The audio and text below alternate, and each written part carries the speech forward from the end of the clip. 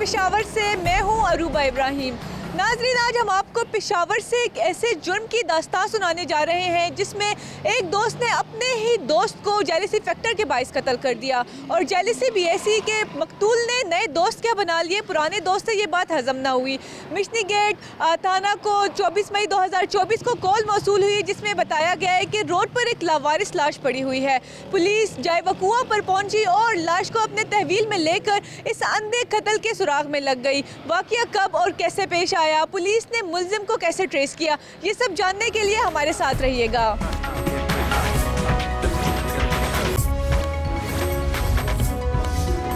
इस वक्त मैं जाए वकुआ पर मौजूद हूँ जहाँ 24 मई 2024 को अहमद ज़िया का कत्ल किया गया। ये एक सरकारी ज़मीन है और अक्सर औकात यहाँ के रिहायशी लोग यहाँ पर आते हैं और टहलते हैं।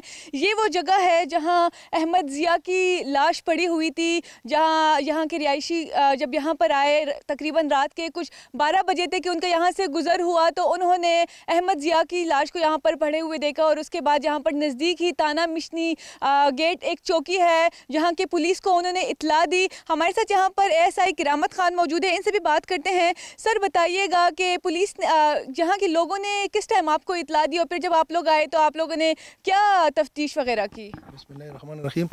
बात इस तरह है ना कि ये सरकारी अराज़ियात है, हम जो इलाके में मौजूद थे, रात के 12 बजे टाइम था कि इधर ये पारम का जो लोग है सरकारी, इसमें ये घूमते फिरते, उसने हमको इत्तला दिया कि इधर एक लाश कत्लशुदा पड़ा था। हम जब आएंगे मौके पर तो हमने देखा हुआ कि लाश कत्लशुदा था लेकिन उसका पहचान नहीं हुआ। फिर हमने इलाके का मौजूदीन जो लोग हैं हमने उनसे राबिता किया, उसके साथ मोबाइल फ़ोन भी था लेकिन उसमें उस वक़्त उसके मोबाइल में पैकेज भी नहीं था। फिर नाज़िमीन लोग जब आएंगे तो उसने पहचाना कि यार ये तो इस इलाके का आदमी है मकसूदाबाद का। उसका बाप उसने लोगों ने भी पहचाना।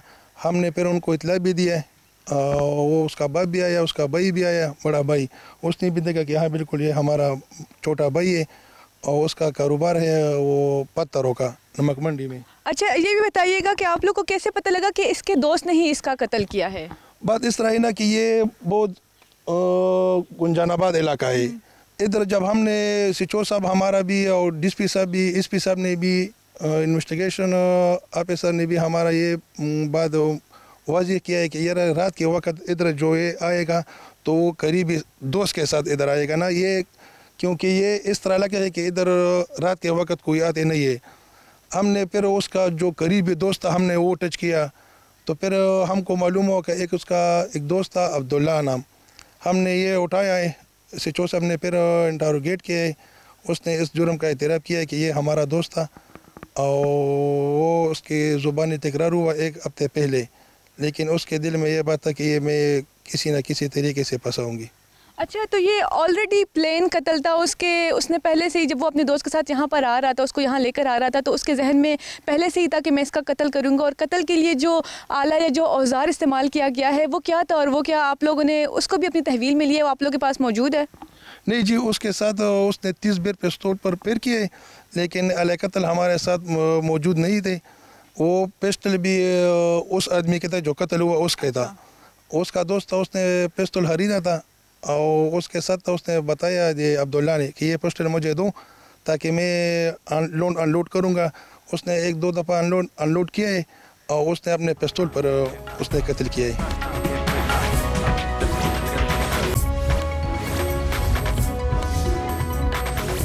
जी, इस वक्त हमारे साथ वो शख्स मौजूद हैं जिसको उस रात अहमद ज़िया की लाश मिली।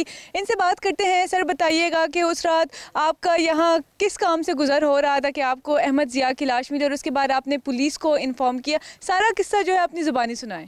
अच्छा, ज़ुबानी बात ये है ना, जो इधर हमारे चौकीदार होते हैं कल्टीवेशन, इस ज़मीन में हम कल्टीवेशन बोलते हैं। कल्टीवेशन में हमारे एक चौकीदार है, वो इधर आ गया, नमाज़ पढ़ के रोटी खा के फिर जाता था वापस कल्टीवेशन पे ड्यूटी पे। तो उधर गया, उधर जो है वो हमारा 11 नंबर प्लाट है, उधर जो गया रास्ते पे तो उधर इस लाश देखे। लाश तो उस किस ने देखा है ना, तो उसने मुझे फ़ोन किया, मैं इस इलाके का हेड हूँ। उसने मुझे फ़ोन किया कि इधर आ जाओ यार, इधर लाश पड़े। मैं गया इंचार्ज के पास, इंचार्ज को उससे मैंने पूछा, मैंने कहा इस तरह वाक़या हो गया। उसने कह रहा है कि चलो मैं साहब से पूछूंगा।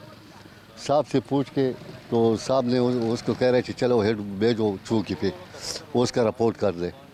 तो मैं गया, मैंने उधर एक गेट से दूसरा चौकीदार भी बैठा है, वो चौकीदार में भी नाश्ता में खड़ा था। हम 3 बंदे गया चौकी पे मैंने इतला किया। उसने कह रहे थे ठीक है आप खड़े हो जाओ, हम साथ ले जाओ। पुलिस वाला हमारा साथ आ गया। उसने उल्टा था, लाश उल्टा था उस टाइम। उधर से जो पुलिस वाला आ गया उसने सीधा कर दिया। तो उसने कह रहे थे यार तो ये पहचानने वाला बंदा है। मैंने कहा वो इस गाँव के, ये गाँव जो है हमारा साथ है, ये बंदा इधर आना जाना था इस रास्ते पे। तो ये बात था और पुलिस वाला बस।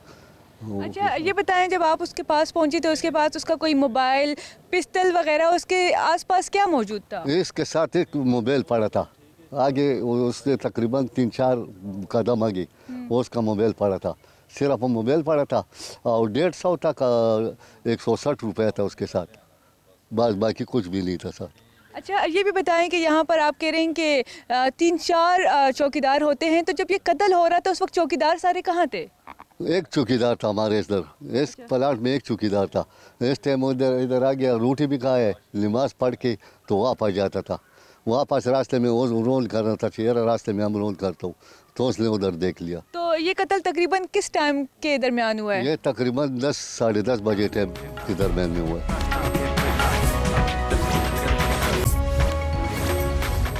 जी इस वक्त मैं ताना मिशनी गेट में मौजूद हूँ और यहाँ पर हमारे साथ SHO रफ़ीक साहब भी मौजूद है। इनसे भी इस केस के हवाले से बात करेंगे। सर बताइएगा कि ये एक अंधा केस था, तो किस तरीके से आप लोगों ने इसको ट्रेस किया और कितना टाइम लगा? बिस्मिल्लाहिर्रहमानिर्रहीम। बिल्कुल ये एक अंधा केस था। तकरीबन 5 महीने पहले 24 मई को हमें रिपोर्ट हुई कि यहाँ पे अब जमा मस्जिद अराजियात में एक लावारिस लाश पड़ी है कत्ल शुदा, जिसको हमने कब्ज़े में लेके तफ्तीश शुरू की। अंधेरे रात में केस हुआ था, कत्ल हुआ था, बिल्कुल ब्रांड मर्डर था। इसमें हमने दर्जनों लोगों को इंटरोगेट किया और लास्ट आखिर में हम असल मुलजिम अब्दुल्ला तक पहुँचे। इसको हमने सरसरी इंटरोगेट किया तो उसने अपने वो कोई का एतराफ़ कर लिया। अच्छा उन्होंने आसानी से ही अपनी इस काम का जो इन्होंने जो कत्ल किया है अपने जुर्म का एतराफ़ किया? नहीं, इतने आसानी से तो नहीं, इसलिए कि वो मुलजिम बहुत चालाक था। उसने कत्ल करके फिर भी वो अपने इलाके में मौजूद रहा, बहुत चालाक था। अच्छा ये भी बताइएगा कि आप लोग का शक कैसे गया है कि ये इसके दोस्त ने किया है, और इससे पहले आप लोगों ने किन लोगों को इंटरोगेट किया? असल में इसमें हमने दर्जनों लोगों को इंटरोगेट किया और लास्ट तक हम ये जो अब्दुल्ला है इस पे हमें शक पड़ी। फिर हमने उसको गिरफ़्तार किया तो इसको इंटरोगेट करके उसने अपनी वो कोई। आप लोग का शक इस पर गया कैसे, क्योंकि ये तो इसका दोस्त था और इसका पड़ोसी भी था, तो आप लोगों को किस तरह शक हुआ कि ये इसके दोस्त ने ये काम किया है? असल में इसके कुछ दोस्तों को, कुछ रिश्तेदारों को, मुदयान को, इलाके के लोगों को, सबको हमने इंटरोगेट किया। एक ही एक अब्दुल्ला ही बाकी था जिसको हमने गिरफ़्तार किया तो उसने वो कोई का एतराफ़ कर लिया। अच्छा और सुनने में आया है कि इनके दरमियान कोई ज़बानी तकरार हुई थी, तो ये तकरार किस हवाले से थी, ये आप लोग को पता लगा है? असल में तकरार इस बात पे हुई, उसने ख़ुद भी एतराफ़ किया कि वो उससे 2 साल से उसका दोस्त था और फिर जो मकतूल है उसने और दोस्त बनवाए थे। अच्छा। तो इसके साथ घूम फिर रहा था, तो ये रंजिश था उसके दिल में। तो ये क्या जेलिसी में आके उसने किया है? जी जेलिसी में किया है? बिल्कुल इसी तरह है। अच्छा इसी तरह है, इसलिए कि फिर उसने वो इसको छोड़ा था, इसके साथ कोई गपशप या उठना बैठना या जो ताल्लुकात थे उसके साथ ख़त्म किए थे। जी इस वक्त हमारे साथ SSP investigation officer Sajad Ahmad Sahab मौजूद है। इनसे भी इस केस के हवाले से बात करते हैं। सर बताइएगा कि ऐसी क्या वजूहात थी जो समझ से बालातर थी जिसकी वजह से 5 महीने लगे इस केस को सॉल्व करने में? जी आप लोगों का शुक्रिया। बहुत बाज़ केसेस पेचीदा बन जाते हैं और उसकी वजूहात ये होती हैं कि एक तो जो एक्यूज़्ड होता है वो अननोन होता है और जो उनके जो कंप्लेनेंट होती है तो उनके पास भी कोई इस किस्म की इंफॉर्मेशन नहीं होती है और ना ही कोई स्पॉट पर इस किस्म की कोई एविडेंस जो है ना वो मिल सकती है।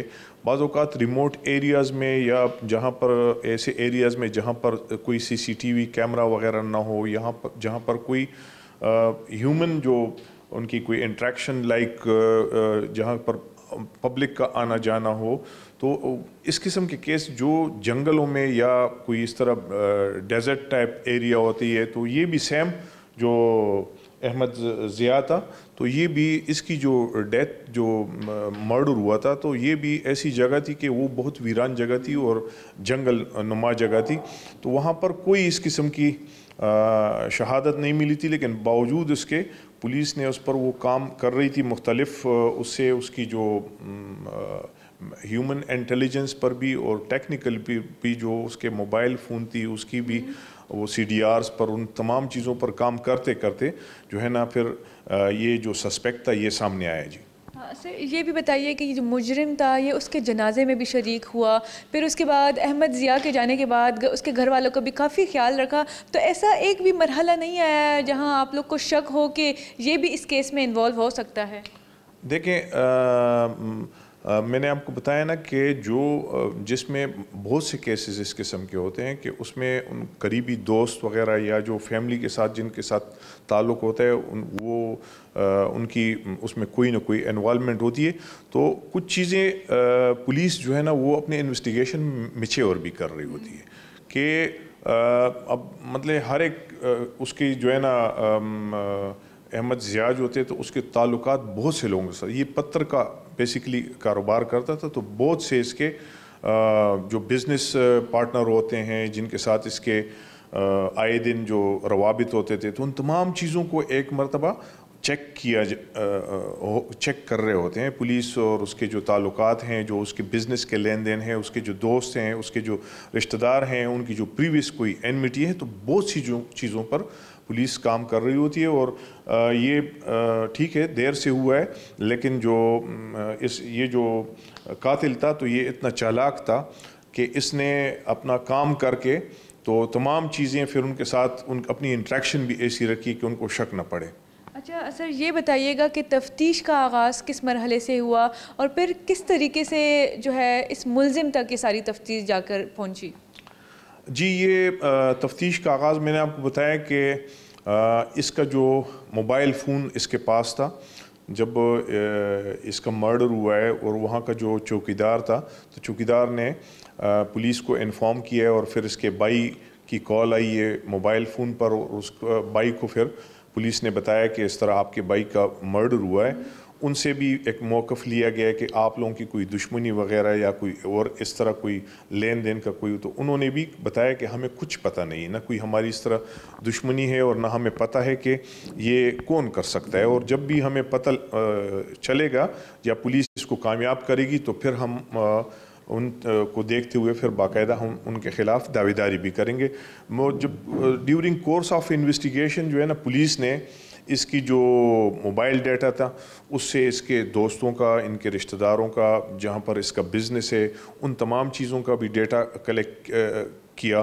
फिर उसमें जो ज़्यादा इनके साथ जिनके साथ इसकी इंट्रैक्शन है वहाँ पर भी करते रहे। लेकिन meanwhile during course of investigation ये भी पता चला कि जो अब्दुल्ला वल्द सैयद रसूल है तो इसके साथ इसकी बहुत गहरे ताल्लुक़ रहे थे, लेकिन ताल्लुकात के बाद जो है ना वो जो था वो सब्ज़ी का काम करता था और ये पत्थरों का काम करता था। तो फिर इसने अहमद ज़िया ने उसको थोड़ा सा इग्नोर करना शुरू कर दिया।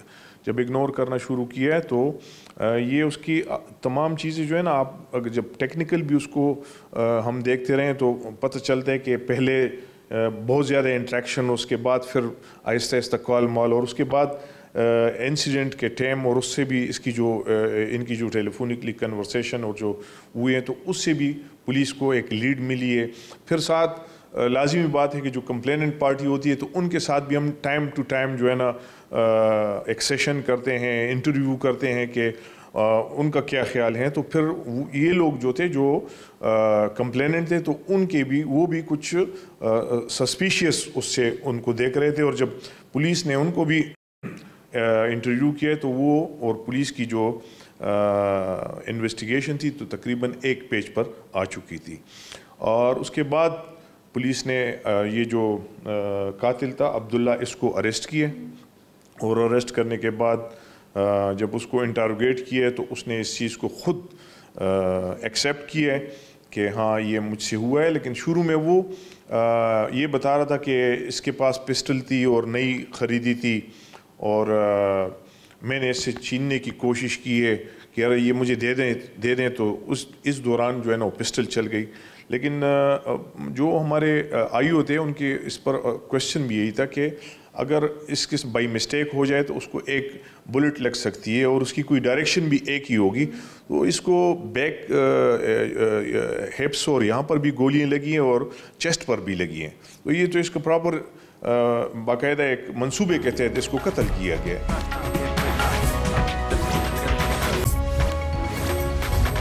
पश्तो की एक कहावत है कि जुर्म सुलूक आला पस हम निपटेगी, जिसका मतलब है कि जुर्म 100 साल तक भी नहीं छुप सकता और एक न एक दिन ज़रूर सामने आता है। इस केस में भी कुछ ऐसा ही हुआ और मुजरिम को पुलिस ने जेल की सलाखों के पीछे कर दिया। मुजरिम जो भी हो वो वारदात करते वक्त सोचता है कि वो कभी नहीं पकड़ा जाएगा, लेकिन ऐसा नहीं होता और एक न एक दिन वो कानून के शिकंजे में ज़रूर आ जाता है। मुझे अरूबा इब्राहिम और मेरे कैमरामैन सदीक बंगश को दीजिए इजाज़त। अल्लाह हाफ़िज़।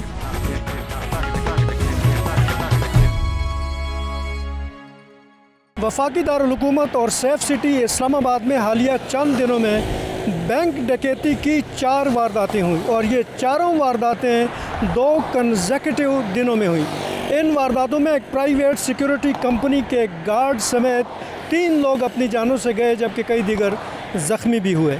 आज के प्रोग्राम में हम आपको लेके जाएंगे एग्जैक्ट उन स्पॉट्स पे जहाँ पे ये वारदातें हुई और वहाँ के लोगों से भी हम बात करेंगे। हमारे साथ रहिए।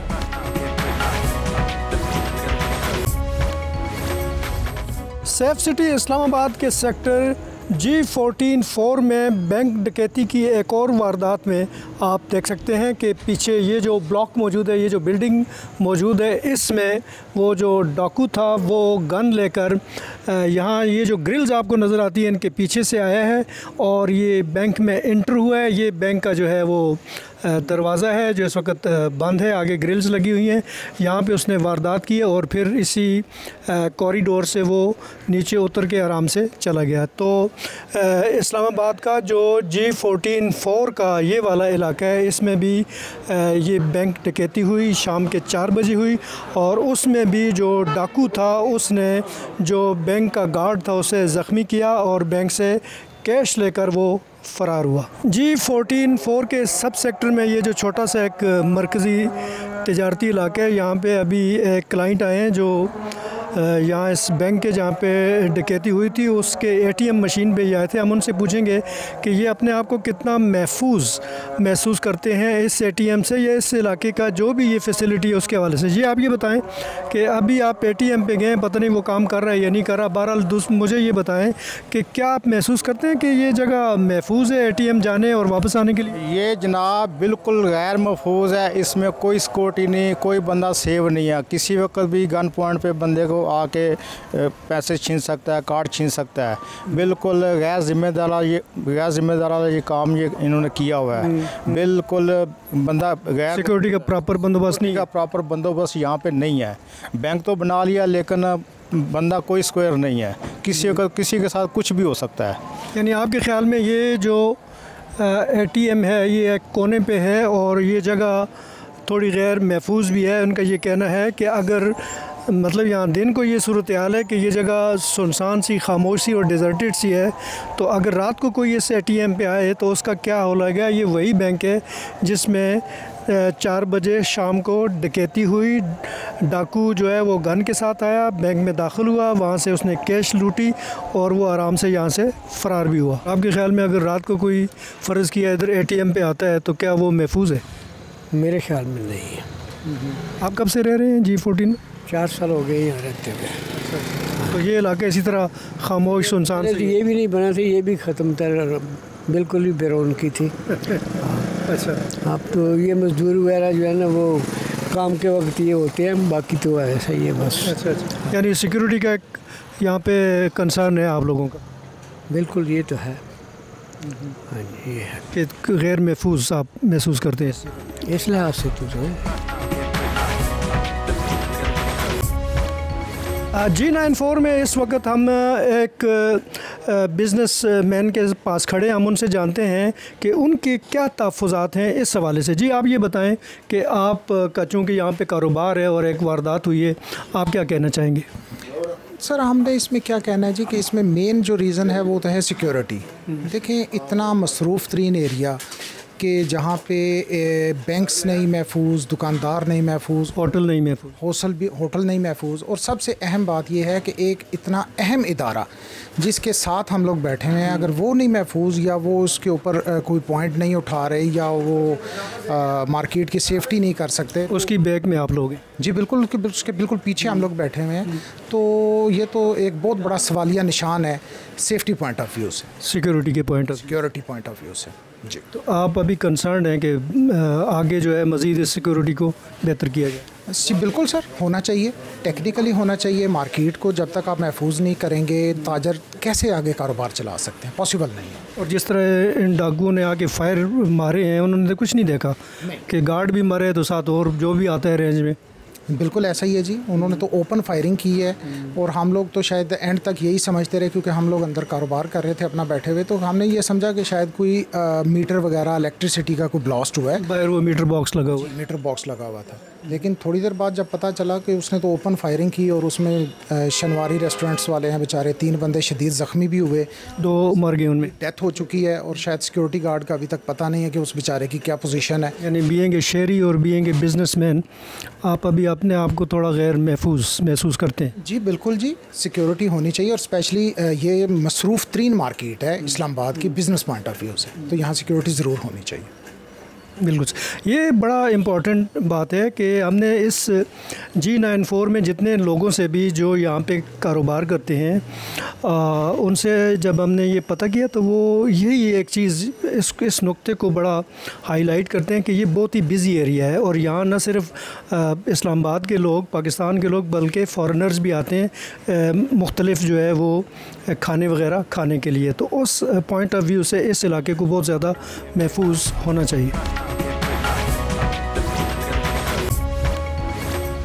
G94 में होने वाली बैंक डकैती में प्राइवेट सिक्योरिटी कंपनी का, जहां पे एक गार्ड जो है वो मौत के मुंह में चला गया मुसल्लह डाकुओं की फायरिंग की वजह से, जो कि कैश लेकर जा रहा था। उसके अलावा यहाँ पे मौजूद इस वक्त हम इस होटल के साथ बाहर खड़े हैं। ये होटल उस बैंक से बिल्कुल जुड़ा हुआ है, मुल्क का होटल है। इस बैंक के भी 2 मुलाजिमीन उस वाक़े में अपनी जानों से गए। इस वक्त होटल के यहाँ पे ऑनर खड़े हैं, हम इनसे बात करेंगे कि उनकी मालूमात क्या, उन्होंने क्या देखा और उनके ख़्याल में कहाँ पे ये लूप होल जो है वो रहा है। जी आप ये बताएं कि आपके मुलाजिमीन किस तरह डाकुओं की फायरिंग से जाम भाग हो गए? अच्छा, हमारे ये मुलाजिमीन थे, 3 मुलाजिमीन। सुबह के वक्त रेस्टोरेंट तो बंद था, रेस्टोरेंट 12 बजे 12 के बाद काम शुरू करता है, वो थोड़ा जल्दी उठते। वैसे इधर ये एक ही लाइन पे इधर थे, और जो सिक्योरिटी गार्ड को जिसके साथ रुपये का तेल था वो भी सेम एक पोजीशन पे थे। अच्छा, एक ही रेंज में थे सारे? एक ही रेंज में थे। जो वो डाकू था उसने सारे गोलियाँ एक ही वो फायर कर दिया उसने एट टाइम। तो कुछ इधर लगे, शटर को लगे, वो टीओ को लगे, और ये तीनों उसके जद में आ गए। लेकिन उसमें ये जो सिक्योरिटी गार्ड लग गया, बाकी जितने भी सिक्योरिटी गार्ड थे वैन के साथ 6, 7, 8 काफ़ी लोग होते हैं। ये वैन जो है ये खुद एक मोर्चा है, बड़ी महफूज होती है। कि उसने पहले ये कैमरों में हमने सारा कुछ रिकॉर्ड देख लिया है। वो जो फायर हुआ है वो भाग गए सारे डाकू, गार्ड जितने भी थे जो पोजीशन संभाले हुए थे ना, उन लोगों ने कुछ किया है। जो वैन वाले थे उसने कुछ नहीं किया है। और उससे पहले प्लस यही है कि देखो इस्लामाबाद है, हम इतना खुद कोशिश करते हैं कि G9 जैसे एरिया में हम इतने फॉरेनर को और इतने लोगों को लाते हैं, एंटरटेन करते हैं। हम इसको कानों को प्रमोट कर रहे हैं, लगी हुए। आप देख लेना हमारे पास कितने फॉरेनर और लोग आते हैं, जो सारे लोगों ने देखे। लेकिन अगर इसी तरह सरेआम लोग क्लाशिनकोव पे लेके घूमते फिरते और इसी तरह ब्रश फायर करते, और बहुत से लोग जो है ब्रश, देखो 3 बंदे हमारे, 2 शहीद हो गए और एक अभी भी अस्पताल में पड़ा हुआ है। तो आपका जो बंदा शहीद हुआ है वो मौके पे ही हो गया? एक तो मौके पे हुआ था, तकरीबन मौके पे हुआ था इधर। दूसरा जो है रात को 3:30 बजे सुबह। तो उस डाकू ने अपनी पूरी मैगजीन इन लोगों पे ही फायर, पूरा मैगजीन एक ही लाइन में। उसका वो तरीक़ाकार यही था कि उसने बस वो फायर खोल दिया है। इसमें 10 बंदे भी जद में आ सकते थे, 20 भी आ सकते थे, 15 भी आ सकते थे, लेकिन वो 3 खड़े थे, 3 आ गए। वो हमारे 3 थे, क्योंकि सुबह का टाइम था। अभी तो बहुत से लोग इस वक्त नज़र आएंगे। सुबह इतनी वो होटल की 12 साढ़े 12 1 बजे के बाद लोग आना शुरू हो जाते हैं ना, खाना खाने जो होता है वो लंच के लिए। सुबह के वक्त सिर्फ ये हमारे ये सीनियर्स भी थे, हमारे वर्कर भी थे, हमारे बड़े भाई भी थे बेचारे, और वो एक रूटीन के मुताबिक वो रात को उसको हम छुट्टी जल्दी दे देते हैं, सुबह फिर जल्दी आ जाते हैं। ये बड़ी इम्पोर्टेंट बात है कि फायर वहाँ से आया, उसकी रेंज या उसकी लाइन ये बनी है वहाँ उसके बिल्कुल सामने, इस बैंक के बिल्कुल सामने सिक्योरिटी गार्ड जो था उसे मारा गया, और उसके बाद जो ब्रस्ट उसने मारा है उसकी गोलियां बिल्कुल इस रेंज में आई हैं और यहाँ इनके मुख्तलिफ़ जगहों को वो टच करती होंगी हैं। और एक आप ये देख सकते हैं कि ये भी इनके मुताबिक ये भी गोली का निशान है, और उसके अलावा यहाँ पे आप देखें कि इस तरफ भी गोलियाँ आई हुई हैं, और ये पूरा एरिया जो है वो उस डाकू की फायरिंग की रेंज में था। और ये खुशकिस्मती की बात है कि उस वक्त यहाँ पे लोग कम थे, वरना ज़्यादा अमवात जो है उससे हो सकती थी। और ये भी ये हमें बताया गया कि ये भी उस गोली से ये सुराख बना है, हालांकि ये स्टील है, और इसके अलावा भी मुख्तलिफ़ जगहों पे गोलियां बिल्कुल शटर होकर जो है यहाँ पे आती रही हैं। तो एक बात जो इन्होंने बड़ी अहम की है वो ये है कि जब भी वैन से कैश लेकर कोई बैंक जाता है, कोई भी प्राइवेट सिक्योरिटी कंपनी का गार्ड, तो पहले से ऑलरेडी जो है वो गार्ड पहले से अपनी अपनी पोजीशनें संभाल के खड़े हो जाते हैं, इसी तरह की किसी भी वारदात से निमटने के लिए। और दूसरी बात इंपॉर्टेंट जो इन्होंने बताई है वो ये है कि ये एक बहुत पॉश एरिया है खानों के लिहाज से। G94 में ख़ास तौर पर अफ़गानी जो कढ़ाई है या तिक्के हैं वो बड़े मशहूर हैं, दुम्बे के तिक्के हैं। इस तरह एक यहाँ पे मिलता है पटा जिसको कहते हैं, वो बड़ा खाने के लिए फ़ॉरनर आते हैं। तो उस लिहाज से यहाँ इस इलाके को बड़ी ख़ास और बहुत ज़्यादा सिक्योरिटी की ज़रूरत होती है।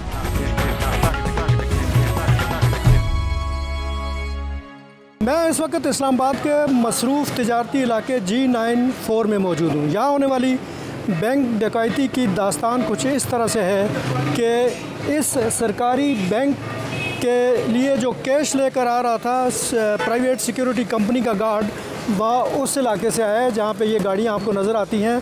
ये बड़ी एक बिज़ी सड़क है इस बैंक के आगे, और यहाँ पे गाड़ियाँ आके तकरीबन पार्क होती हैं। और वो जो वैन थी वो भी वहाँ पे पार्क थी जहाँ से ये सुजुकी गाड़ी या पिकअप गुज़र रही है।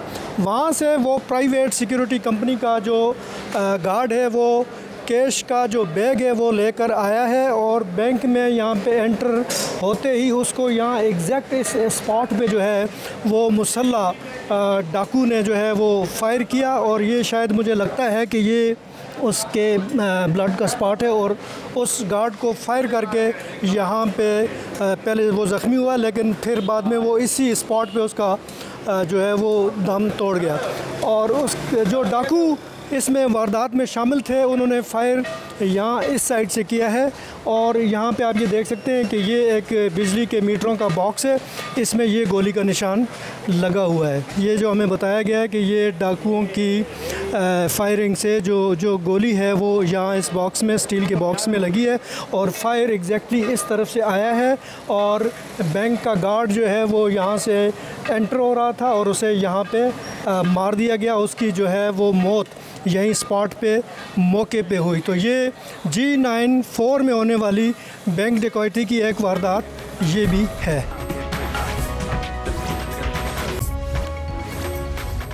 इस्लामाबाद में होने वाली हालिया डकैतियों के हवाले से हम बात करेंगे DIG इस्लामाबाद सैयद अली रज़ा साहब से। रज़ा साहब ये बताएं कि ये जो हालिया वारदातें हुई हैं, बैंक डकैतियाँ हुई हैं, उनके हवाले से स्पेशली अगर हम G94 की बात करें, वहाँ पे जो बैंक डकैती हुई तो उसमें मुबैना तौर पर या बज़ाहिर जो SOP है उसको फॉलो नहीं किया गया। जो कैश लेकर सिक्योरिटी गार्ड बैंक जा रहा था उससे पहले सिक्योरिटी अलर्ट नहीं थी, और इर्द गिर्द के लोगों का, दुकानदारों का, होटल वालों का ये कहना था कि जब पहला फायर उस डाकू ने किया है तो ये सारे लोग इधर उधर हो गए, भाग गए। तो आप क्या कहेंगे इस पे कि सिक्योरिटी गार्ड्स की गफलत से हुआ या कोई और ऐसा लूप होल था जिसकी वजह से वो रॉबर जो है, वो डाकू जो है वो कामयाब हुआ अपने मकसद में? Thank you very much. सबसे पहले तो मैं ये बताता जाऊँ कि वो डाकू पकड़ा गया है और he was arrested with in 4 days। दिन रात की मेहनत की। ऑनरेबल आईजी साहब ने इसको खुद ऑपरेशन को लीड किया और हम सब ने हमारी आईटी स्पेशली बड़ी मेहनत की गई और हमने उसको पकड़ लिया है। रिकवरी हो चुकी है। बेसिकली इस डाकू का जब हमने इंटरव्यू किया तो इसने बताया कि he was inspired from movies. Yes, ये बात भी देखने में आई है कि वो हॉलीवुड की मूवी से इंस्पायर्ड था और उसने खुद बताया कि जब वी आस्क्ड कि ये आपने वारदात की, उसने मैंने अकेले की है और डेफिनेटली उसने अकेले नहीं की थी ये वारदात। और वो निकला है एक्चुअली ये गरीब सा लड़का है, सरगोदे के गांव थाना भागना वाला है, वहाँ का एक गांव रज़ाकिया है, रज़ाकिया आबादी है छोटी सी, वहाँ का रहने वाला है। वहाँ से कुछ अर्सा पहले इधर इस्लामाबाद आया। इस्लामाबाद आने से पहले भी ये वहाँ पे इसने 2-4 वारदातें की थी और पंजाब पुलिस ने इसको बाकायदा पकड़ा, ये जेल गया, इसको सज़ा हुई, बाद में फिर बेल शेल हो गई, ये वापस आ गया। वापस जब निकलता है जेल से तो फिर ये इस्लामाबाद शिफ्ट हुआ। ये 5 years अगो, 2019 की बात है। इधर आके इलेक्ट्रिशियन का काम करना शुरू किया इसने और साथ में कोई इसने 1-2 छोटी वारदातें की। बकौल इसके इसने कहा जी छोटी वारदातें की, मुझे कहीं से 20 मिला, कहीं से 5000 मिला और फिर मैं पकड़ा गया तो फिर मैं छूट गया और फिर मैंने कहा कि कोई बड़ी वारदात करते हैं और वारदात भी मैंने अकेले की और मैंने कहा कि मैं अकेला करूँगा। जैसे बेट लगाते हैं आपस में, कोई और भी क्रिमिनल थे इसके 2 जन के, तो अकेले नहीं कर सकता बैंक की वारदात, मुश्किल होती नहीं, मैं तो अकेले ही करूँगा। तो वो एक मैं इसमें कहना ये चाहता हूँ इन सारी बातों से कि एक कल्चर है मूवीज़ से जो लोग इंस्पायर होते हैं और फिर उनका वो एक माइंड मेकअप इस तरह हुआ कि उसने कहा जी मैं ये एक ना एडवेंचर करता हूँ। ये जैसे वो न्यूजीलैंड में मस्जिद पे जिस बंदे ने किया वो फेसबुक पे लाइव भी आ रहा था जी। तो इसने अल्टीमेटली यहाँ पे आके फायरिंग पहले करता है, तो फायरिंग की कुछ नहीं हुआ, कुछ लेके नहीं गया, लोग ज़ख्मी हुए। फिर वो उसी दिन ही आगे जाके एक और जगह पे फायरिंग कर दी, कुछ नहीं मिला। फिर G9 पे गया, वहाँ पे फायरिंग की, वहाँ पे अल्टीमेटली बैग मिला, वहाँ से पैसे इसने वो बैग उठाया और निकल गया। अब इससे हमने पूछा ये सारी जब बातें हुई तो इसने कहा जी मैंने ये मूवीज़ में देखा था कि जाके आपने फायरिंग करनी है और जब वो फायरिंग करेंगे तो उसके बाद ये वो थैला फेंकेंगे और थैला आपने उठा के भाग जाना है। तो ये this was my modus operandi है। अल्लाह का शुक्र है, अल्लाह ने मेहरबानी की और हमें आईजी साहब की बहुत ज़्यादा वो सरपरस्ती रही, सपोर्ट रही और हमने इसको कामयाबी से पकड़ लिया। कैफरे किरदार तक उससे पहुँचाएँगे। बेसिकली जो ये वाली है ये एक ही इंसिडेंट था जिसको उसने मुख्तलिफ़ जगह पे स्टेज करने की कोशिश की और बाकी इस्लामाबाद में ऐसी कोई वारदात नहीं है। रिसेंटली एक और हुई, 2 लड़के, वो भी एक्चुअली एक लाहौर का बहुत बड़ा रिकॉर्ड याफ्ता था, वो इधर आया हुआ था, तो उसने आके कहीं पे एक वारदात करने की कोशिश की, इमीडिएटली हुई अरेस्टेड हिम रातों रात। विद एक G14-4 में भी हुई थी। एग्जैक्टली ये गया है वहीं पे, मैं बता रहा हूँ G14-4 में भी गया इसने, वहाँ पे भी फायर। ये एक ही बंदा एक ही है, उसी ने जाके वो और इसने वही मूवी से फिर दोबारा मैं कहूँगा सीखा कि जनाब हेलमेट पहनना है, मुंह पे मास्क लगाना है, हाथों पे ग्लव्स पहने हुए थे। तो जब पूछा, this was kind of blind case, क्योंकि ना उसका चेहरा नज़र आ रहा है, ना हाथ, ना कहीं फिंगरप्रिंट, कोई चीज़ भी हमें नहीं मिल रही थी। लेकिन अल्हम्दुलिल्लाह मेहनत की, जो इसमें एक साइबर सिक्योरिटी और डिजिटल सोफिस्टिकेशन लॉन्च हुआ है इस्लामाबाद में और वो बहुत इफ़ेक्टिव रहा। ये आई साहब का इनिशिएटिव है जिसके अंदर हम पूरी ये डिजिटल सर्विलेंस करते हैं, उसने हमारी बड़ी मदद की। सो ओवरऑल जो इस्लामाबाद में है, आपने बात की है वारदातों की, तो वो वैसे नेगेटिव में है। मैंने अभी आपसे एक डाटा भी शेयर किया 15 कॉल्स का, तो उसमें भी कम है, लास्ट ईयर से बहुत कम है, बहुत कम है, आपने खुद देखा है डेटा। कुछ अली साहब ये भी रिपोर्ट चली थी कि उसने पुलिस की गन थी जो उसे इशू की गई, कतन भी नहीं ऐसी बात, उसका वेपन था, उसने जहाँ से ख़रीदा था उस दुकान को फिर हमने बंद किया और उसके खिलाफ एक्शन शुरू है। हमने स्ट्रिक्टली उस पूरी दुकान के, और वो बाहर से लेके आया था, बकायदा इसने बताया कि मैं फ़लानी शॉप से लेके आया हूँ, वो कहाँ से ली, फिर इसने बताया मैं फ़लानी जगह से पैसे लिए, फ़लानी जगह से लेके, तो वो सारी हमें कनेक्शन बना के, तो सरकारी बिल्कुल वेपन उसके पास नहीं था। जस्ट लास्ट क्वेश्चन, अभी इस्लामाबाद के रेजिडेंट्स जो हैं वो सिक्योरिटी वाइज आपके ख्याल में ज़्यादा सिक्योर हैं या उन्हें ये तशवीश अभी रहेगी इस हवाले से? नहीं, बिल्कुल नहीं होनी चाहिए तशवीश। We are there. मैंने कहा कि इस्लामाबाद की जितने लोग हैं, हम 11,000 की फ़ोर्स पूरी जान की बाजी लगाने को तैयार हैं इनकी हिफाजत के लिए, इसलिए उनको महफूज होना चाहिए और महफूज हैं, और डेटा बताता है कि वो महफूज हैं।